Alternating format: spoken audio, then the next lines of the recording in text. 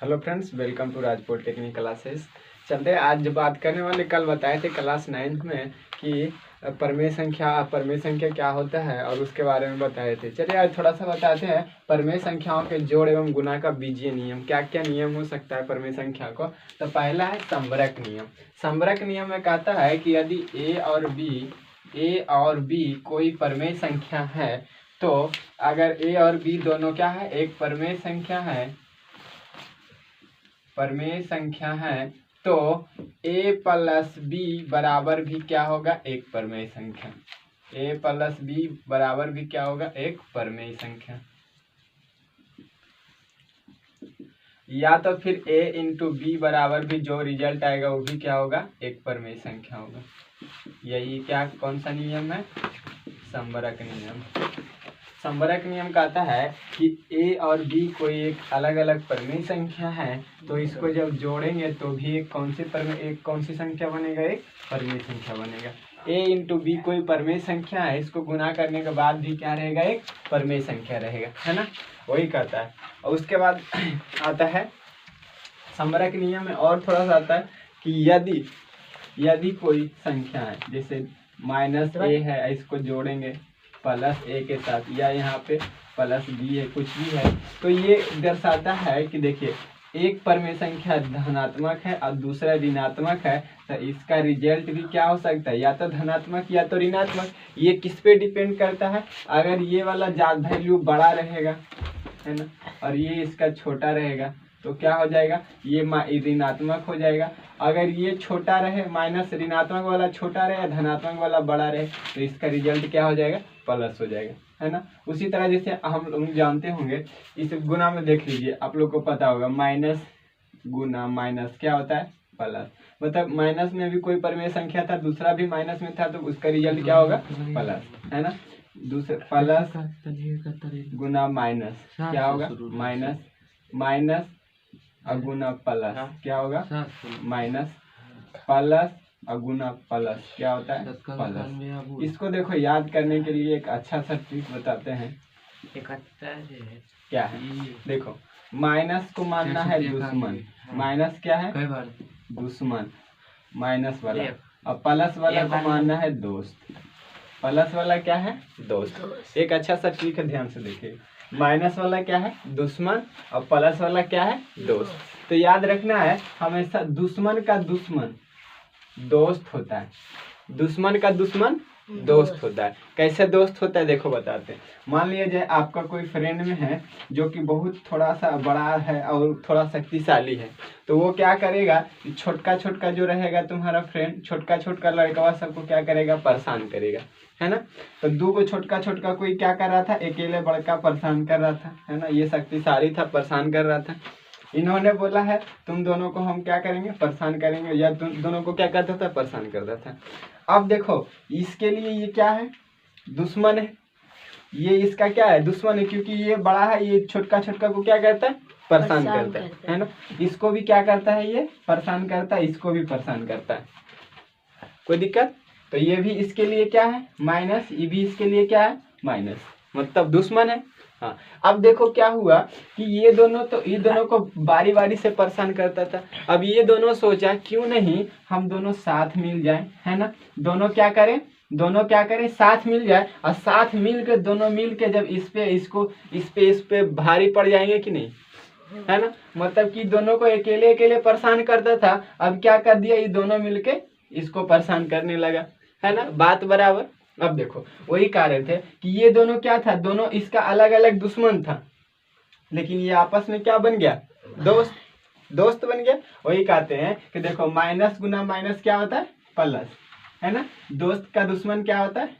अब ये देखो, ये दोस्त है, ये तुम्हारा दुश्मन है, ये दोस्त है और ये दुश्मन है। तो हमेशा याद रखना है दोस्त का दुश्मन है मतलब तुम्हारा भी दुश्मन होगा, है ना। दोस्त का दुश्मन है, अब मान लीजिए 4-5 को दोस्त है और वो थोड़ा सा आपका एंटी है, आपके दोस्त का ही एंटी है, तो ये आपका भी एंटी रहेगा कि चलो तुम मुझसे नहीं बोलता है, हम भी उससे नहीं बोलेंगे। दोस्त में ये ना होता है, तुम 4 गो दोस्त है ना, एगो 2 गो उधर, कोई 4 गो अलग है ना। अब ये दोनों एगो में से किसी का इससे झगड़ा हो गया तो ये क्या कहेगा, हम चारों में से इससे कोई नहीं बोलेंगे, यही ना होता है। हाँ, तो इससे इसका मतलब क्या हुआ कि अगर कोई दोस्त का आपका दुश्मन है तो आपके लिए भी क्या होगा, दुश्मन होगा। तीसरा है कार्य, अगर आपका कोई पहले से दुश्मन है ना, और उसका कोई एक दोस्त है, मान ले जाए कि आपका कोई दुश्मन था और एक उसमें आपका दोस्त रहे, तो भी वो क्या कहेगा, कहेगा अरे तुम उसके साथ मिल गया है, चल तू भी उसके साथ रहा, हम तोरा से दोस्ती नहीं रखेंगे, है ना। वही होता है कि अगर कोई पहले से दुश्मन था और उसका दुश्मन के साथ एगो कोई दोस्त मिल जाएगा तो क्या कहेगा, जाओ तुम भी उसी के साथ रहना, तुम्हारे से भी दोस्ती खत्म, मतलब तुमसे भी हो गया क्या, दुश्मनी। इसीलिए माइनस प्लस क्या होता है, माइनस। अब देखो दो गो दोस्त है, अब दो गो दोस्त का दोस्त हमेशा दोस्त होता है, ये भी दोस्त है और ये दोस्त का दोस्त है, तो दोस्त का दोस्त हमेशा क्या होता है, दोस्त होता है ना। क्योंकि अब मेरा कोई दोस्त है ना, हम चल रहे हैं, अब फिर कोई और दोस्त है जो कि मेरे साथ मिल गया, तो वो भी सबका क्या कहलाएगा, दोस्त ही कहलाएगा। कोई दिक्कत, तो याद रहेगा, दोस्त का दोस्त, दुश्मन का दुश्मन, दोस्त, दोस्त का दुश्मन, दुश्मन, दुश्मन का दोस्त, दुश्मन, दोस्त का दोस्त, दोस्त। कोई दिक्कत, ये किसका नियम क्या कह रहा है, संवरक नियम में ये सब आता है। चलिए अब देखिए क्रम विनिमय नियम क्या कहता है कि यदि कोई ए और बी परमेय संख्या है, ए और क्या है, बी कोई परमेय संख्या है, चलिए परमेय संख्या, तो कहता है कि ए और बी कोई परमेय संख्या है, अगर a प्लस बी करे या तो फिर b प्लस a करे, दोनों का रिजल्ट क्या रहेगा, सेम रहेगा, है ना। जैसे देखो 3 प्लस 5 करो या 5 प्लस 3 करो, दोनों तो 8 ही ना आएगा जी, दोनों आपस में बराबर होगा ना। उसी तरह से कहता है कि a गुना b करो या तो फिर b गुना a करो, दोनों का भी रिजल्ट क्या रहने वाला है, बराबर रहने वाला है। कोई दिक्कत, जैसे देखो 3 गुना 5 करो या तो फिर 5 गुना 3 करो, बात बराबर है ना। चलिए अब उसी तरह से कहता है सहचर नियम। सहचर नियम में क्या होता है कि इसमें 2 गो परमेय संख्या था, इसमें 3 गो परमेय संख्या रहेगा, है ना। तो मान लेते हैं कि a, b और c 3 परमेय संख्या, 3 क्या है, परमेय संख्या। अगर देखा जाए हम इधर a प्लस बी प्लस सी करते हैं, अब पहले a प्लस बी को जोड़ते हैं तो भी बराबर होगा a प्लस बी प्लस सी का बराबर होगा। मतलब या तो पहले a प्लस बी उसके बाद उसमें c जोड़े, या तो पहले b प्लस सी उसके बाद a जोड़े, बात बराबर है ना। उसी तरह से देखिए, जैसे कि देखिए 3 प्लस 2 है ना, अब प्लस 4 बराबर होगा, इधर हो गया 3 प्लस 2 प्लस 4, इसको देखिए जोड़िए, 3 और 2 5, 5 और 4 9, 4 और 2 6, 6 और 3 9, बात बराबर। इसी तरह से ये गुना में भी होता है, नीचे दिख रहा होगा नहीं, तो इधर क्रम विनिमय नियम का गुना कर देते हैं, a Guna b Guna c, ये बराबर होगा a Guna b Guna c, इसके बराबर होगा। जैसे 3 गुना 2 गुना है ना 4, पहले ही दोनों को गुना कर ले, उसके बराबर में होगा 3 गुना 2 गुना 4। देखिए 4 दूनी 8, 8 तिया 24, इधर करो 3 दूनी 6, 6 चौके 24, दोनों आपस में बराबर आ रहा है। ये कौन सा नियम है, क्रम विनिमय सहचर नियम, है ना, सहचर नियम। तो चलिए लिख लीजिए जल्दी से, इतना लिख लिए।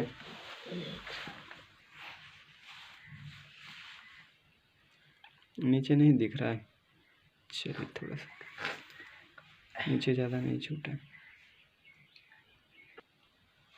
नेक्स्ट देखिए है तत्सम नियम। तत्सम नियम क्या कहता है कि यदि कोई 0 और 1 कोई क्या करते हैं, जोड़ते हैं। जैसे कि अगर कोई परमेय संख्या है, मान लेते हैं कि कोई a क्या है, परमेय संख्या, उसमें अगर 0 जोड़ते हैं तो इसका रिजल्ट क्या हो जाएगा, 1, है ना। अब गुना में क्या होता है कि यदि कोई a परमेय संख्या है और उसमें गुना 1 को करते हैं तो कितना रहेगा रिजल्ट, 1।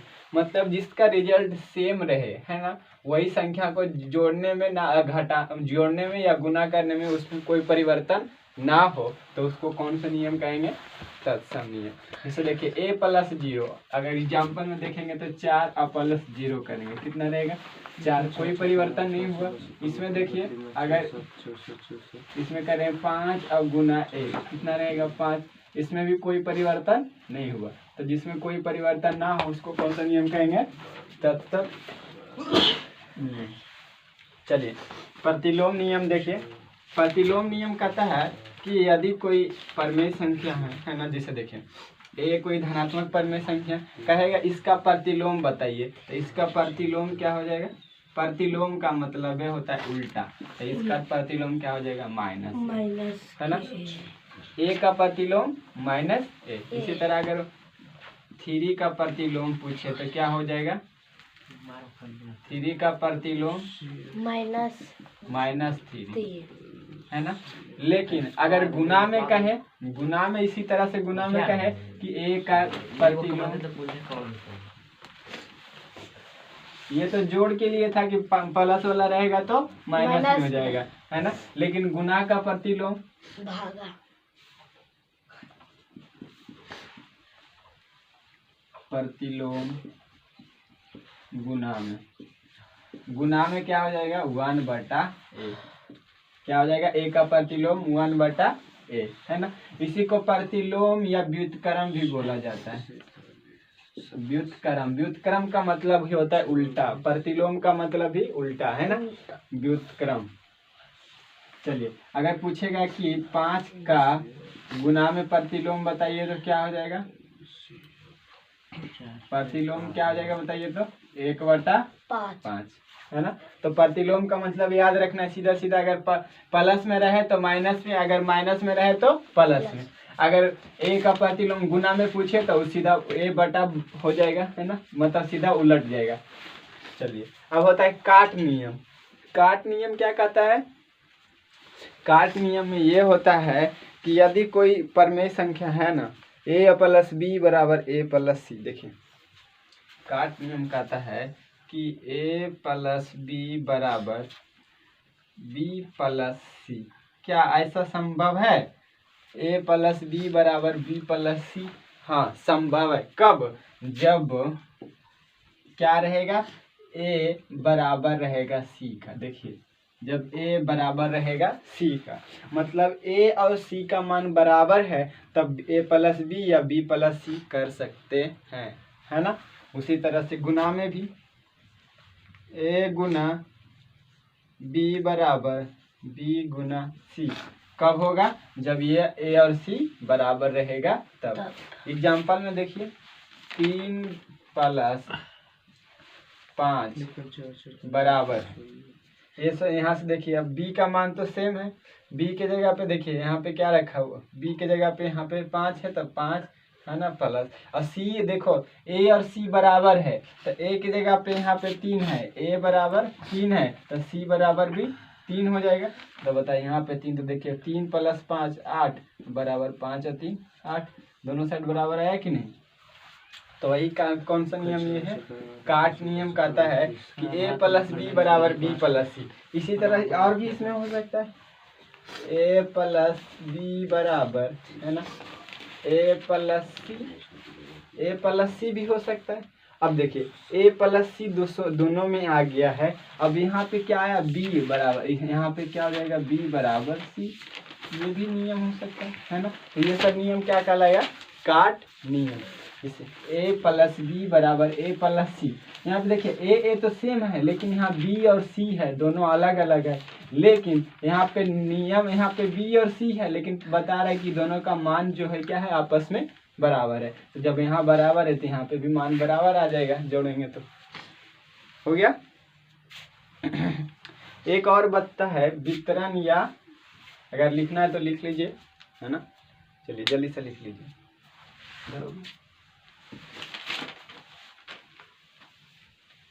एक और बचा हुआ है वितरण या बंटन नियम।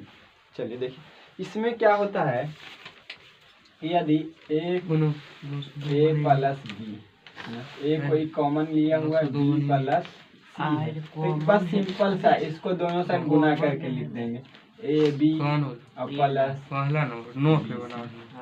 कितना आसान है। ए इंटू बी प्लस सी है, तो इसको क्या लिख देंगे, ए बी और प्लस में बी सी। कोई दिक्कत? अगर इसी तरह ये रहे बी प्लस सी इंटू में ए तो भी कोई दिक्कत नहीं है, इसको लिख देंगे। देखो इससे एक बार इससे गुना ये भी ए बी हो जाएगा और एक बार इससे गुना तो ये हो जाएगा ए सी, और यहाँ पे मिस्टेक हो गया, यहाँ पे ए सी हो जाएगा। चलिए ये क्या कहलाएगा, वितरण नियम या बंटन नियम। वितरण का मतलब ही समझ, देखिए ये दोनों सेम आ रहे हैं, एक साथ था, इसको क्या कर दिया अलग अलग, यही मतलब बांट दिया है ना, वितरण या बंटन नियम। कोई दिक्कत? चलिए अब ये नियम हो गया खत्म। अब कहता है दो परमेय संख्याओं के बीच परमेय संख्या निकालना। अब दो परमेय संख्या दिया है उसके बीच क्या करना है, परमेय संख्या निकालना है। दो परमेय संख्याओं के बीच परमेय संख्या कैसे निकालेंगे, दो परमेय संख्याओं के बीच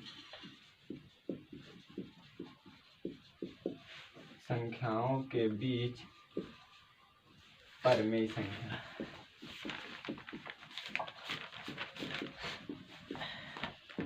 कैसे निकालना है ये देखिए। सबसे पहले बता देते हैं कि दो परमेय संख्याओं के बीच कितनी परमेय संख्या होती है, तो अनंत। ऑब्जेक्टिव में 1 नंबर में पूछेगा दो परमेय संख्याओं के बीच कितनी अपरमेय संख्या होती है, तो अनंत। पूछेगा दो अपरमेय संख्याओं के बीच कितनी अपरमेय संख्या होती है, तो भी अनंत। पूछेगा दो वास्तविक संख्याओं के बीच कितनी वास्तविक संख्या होती है, तो भी अनंत, क्योंकि दो के बीच में बहुत सारा वास्तविक संख्या हो सकता है। कोई दिक्कत? पूछेगा कोई दो परमेय संख्याओं के बीच, दो परमेय संख्याओं के बीच कितनी अपरमेय संख्या होगी, ये भी अनंत। अनंत के साइन ऐसे हो है ना, इसका मतलब क्या हो गया, अनंत। अब देखिए कह रहा है कि दो कोई परमेय संख्या उसके बीच और भी परमेय संख्या हमको निकालना है। तो सबसे पहला नियम ये है कि अगर कोई ए परमेय संख्या है और बी परमेय संख्या, इसके बीच कोई तीसरा परमेय संख्या निकालना है तो ए प्लस बी बटा 2 कर देते हैं। क्या करते हैं, ए प्लस बी बटा में 2। एग्जाम्पल में देख लीजिए है ना, अगर कहेगा कि एक और तीन के बीच परमेय संख्या निकाले, तब क्या करेंगे, तो सिंपल सा नियम लगाएंगे। ए को कहेगा तो एक परमेय संख्या निकाल ए प्लस बी बटा 2, तो ए के जगह पे 1 ए प्लस बी बटा 2 वाला नियम लगाएंगे। तो 1 प्लस 3 अब बटा में 2, 2 3 1 4 बटा में 2 बराबर में 2। देखिए 3 और 1 के बीच में 2 आता है कि नहीं, तो वही बोला था, इसके बीच परमेय संख्या निकल गया है ना। ये पहला नियम हो गया।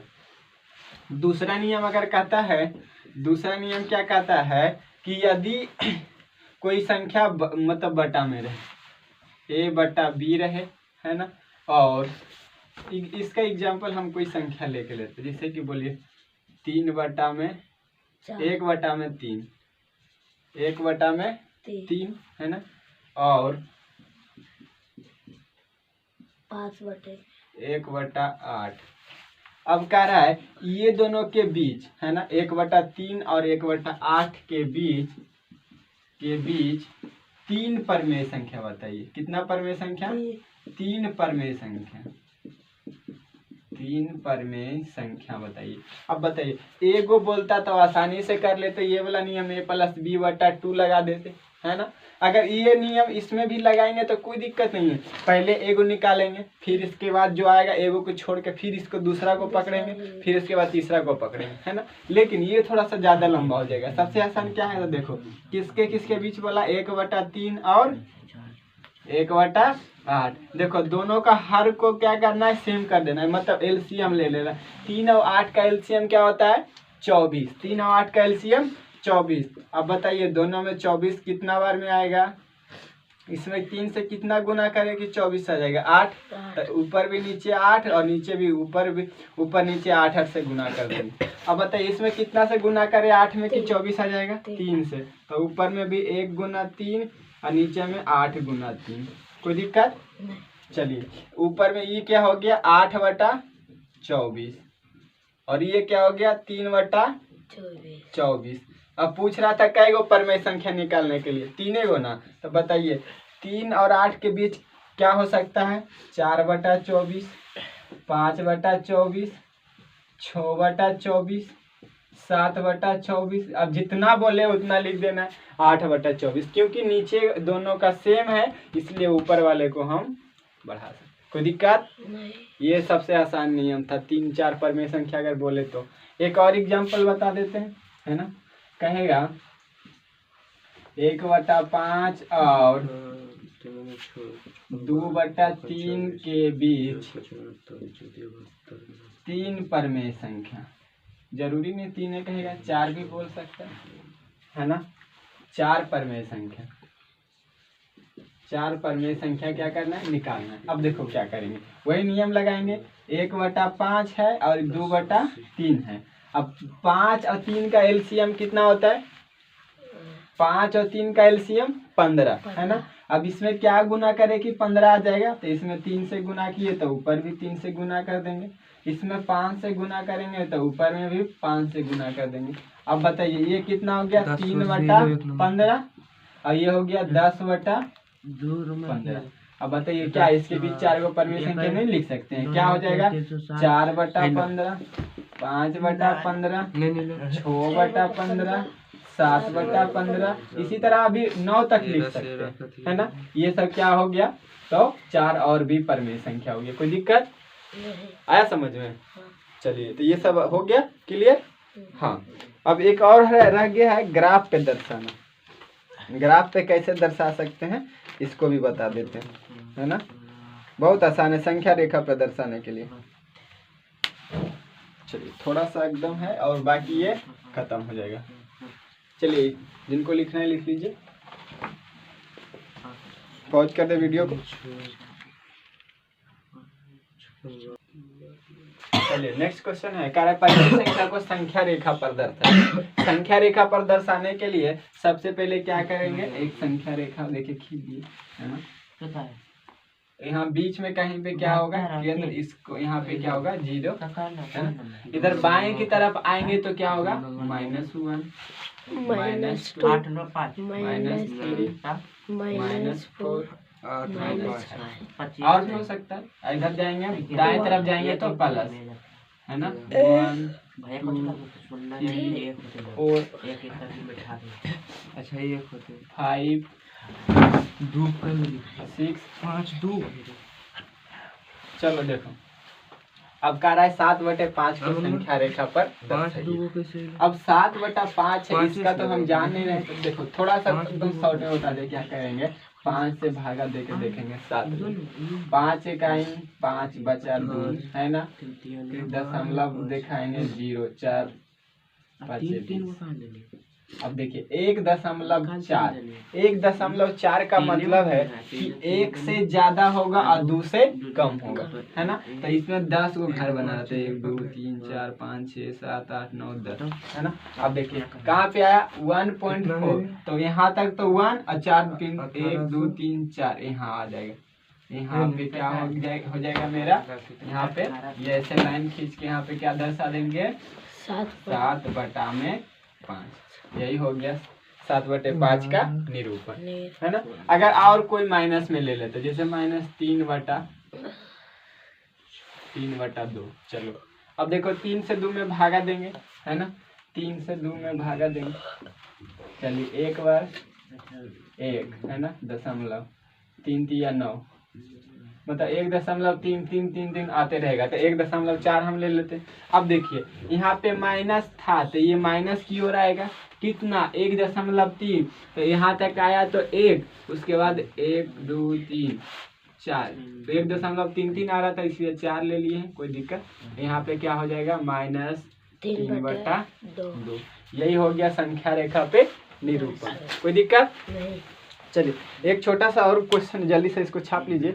एक और कहता है कि संख्या को बढ़ते या घटते क्रम में लिखे। परमेय संख्या को बढ़ते या घटते क्रम में लिखे। परमेय संख्या को बढ़ते या घटते क्रम में सजाएं। इसके लिए हमको क्या करना है, तो हम कुछ एग्जाम्पल ले लेते हैं।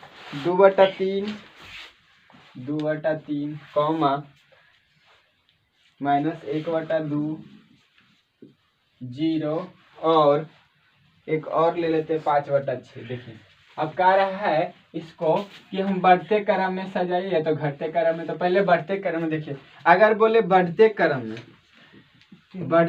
बोले तो सबसे पहले क्या करना है, सबसे पहले छोटका को चुनना है। बढ़ते क्रम में सबसे पहले छोटका को, और घटते क्रम कहे तो सबसे पहले बड़का को चुनना है ना। चलिए अब देखिए इसको मिटा देते हैं, उसके बाद बताते हैं।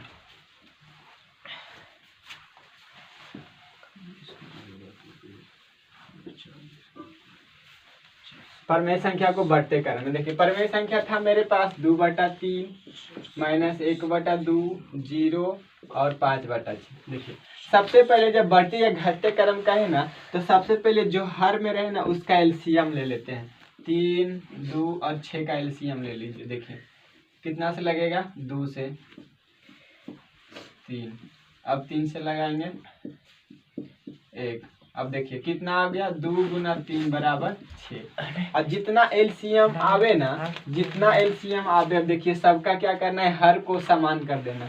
अब बताइए यहाँ पे क्या था, 2/3।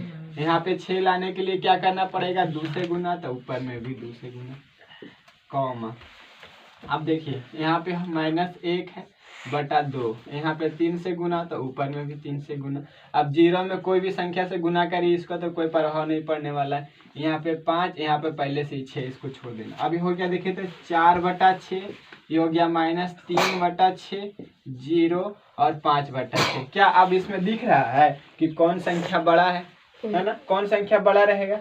देखिए ये 4 रोटी में 6 भाई खाएगा, 3 रोटी में 6 गो खाएगा, और ये देखो 5 रोटी में 6 गो खाएगा। किसको ज्यादा मिलेगा, इसको 4 वाले को, है ना। 4 रोटी में 6 गो खाएगा, है ना। लेकिन इसको तो ज्यादा मिलेगा, जिसको ज्यादा मिल रहा है। देखो 4/6 ये तो कम ना हो गया जी, क्योंकि 4 रोटी में 6 गो को खाना है, लेकिन ये 5 रोटी में 6 गो को खाना है ना।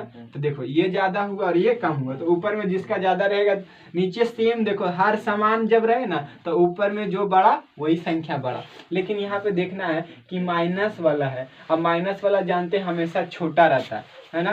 तो इसमें सबसे छोटा क्या हो गया, अगर बढ़ते क्रम में बोले तब क्या करेंगे, घटाएंगे।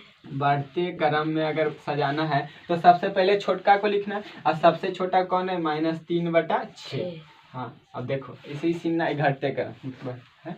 अब देखो 6, इसके बाद कौन सा छोटा है, 0, क्योंकि 0 के बाद ही आएगा कितना, 4/6। उसके बाद क्या आ जाएगा, 5/6, है ना। और यही अगर घटते क्रम में कहता तो क्या करते, घटते क्रम में बोलता तो क्या करते, सबसे पहले सबसे बड़का को लिखते। तो सबसे बड़ा कौन है, 5/6। आइए चिन्ह उल्टा हो जाएगा, है ना। उसके बाद 4/6, फिर ये चिन्ह उल्टा। उसके बाद बचा हुआ क्या है, -3/6। कोई दिक्कत, हाँ। अब ये पूरा चैप्टर खत्म हो गया। अब आप लोग प्रश्नावली एक्सरसाइज 1 का ए पूरा बना सकते हैं। अब इसमें एक भी क्वेश्चन ऐसा नहीं रहेगा जो आपसे नहीं बनेगा, है ना। क्लास 9 प्रश्नावली एक्सरसाइज 1 का ए सभी बन जाएगा। ओके, तो अगर वीडियो अच्छा लगे तो लाइक शेयर एंड सब्सक्राइब जरूर करिए। थैंक यू, जय हिंद।